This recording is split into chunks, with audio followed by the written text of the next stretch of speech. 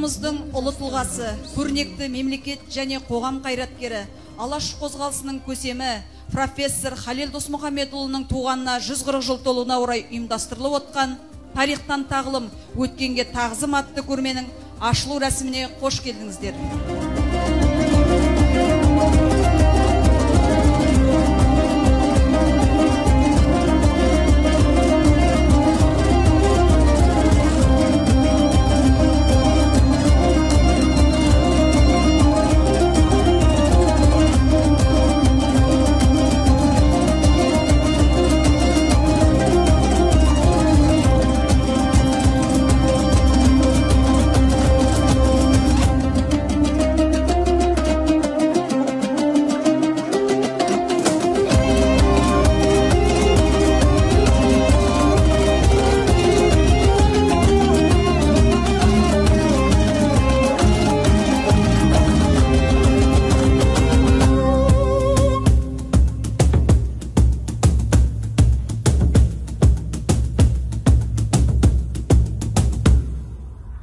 Тірі болсам, қазаққа қызмет етпей қоймаймын.